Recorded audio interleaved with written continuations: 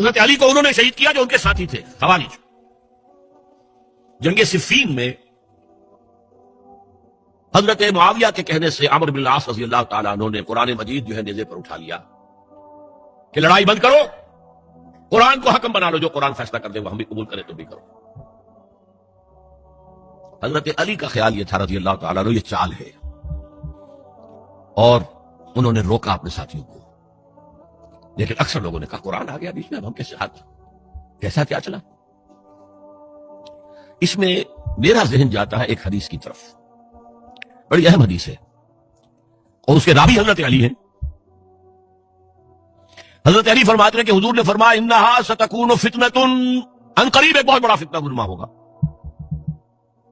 حضرت علی فرماتے ہیں میں نے عرض کیا مل مخرج منہا یا رسول اللہ، اس سے نکلنے کا راستہ کون سا ہوگا؟ فرمایا کتاب اللہ فیہ خبر ما قبلکم ونبأ ما بعدکم وحکم ما بینکم، اس قرآن میں تم سے پہلے لوگوں کی خبریں موجود ہیں، بعد آنے والوں کے حالات موجود ہیں، اور تمہارے درمیان جو اختلافات بھی پیدا ہوں گے ان کا حل موجود ہے۔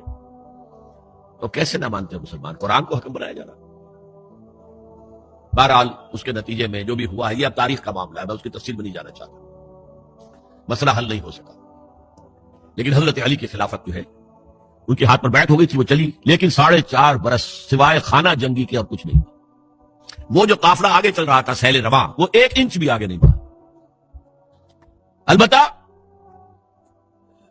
قیصر روم نے جب دیکھا یہ تو آپس میں لڑ رہے ہیں، اب موقع ہے میں حملہ کروں،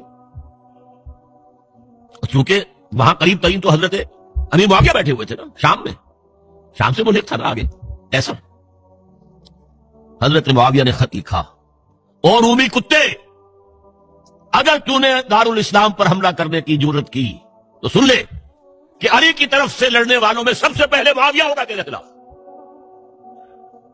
یاد اس نے جرت نہیں کی۔ بہرحال حضرت علی کو شہید کرنے والے تھے ایکسٹریمسٹ جو خود ان کے اپنے ساتھیوں میں سے تھے۔ انہوں نے کہا وہ حکم کیوں مانا؟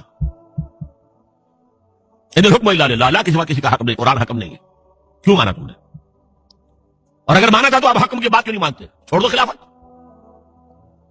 بہرحال یہ کہلاتے ہیں خوارج، جنہوں نے بغاوت کی ہے حضرت علی کے ساتھیوں سے۔ ان میں سے 3 نے بیٹھ کے طے کیا، یہ 3 جو در حقیقت بڑے شخص ہیں، یہ اس وقت امت جو ہے ان کی وجہ سے اس مشکل میں پڑی، ان تینوں کو قتل کر دو۔ فلاں دن صبح فجر کی نماز کے وقت ایک شخص وہاں جائے گا، ایک شخص وہاں جائے گا، ایک شخص وہاں جائے گا، اور فجر کی نماز میں قتل کر دو۔ ابن ملجم آیا، حضرت علی پر وار کیا، وار کاری ثابت ہوئی۔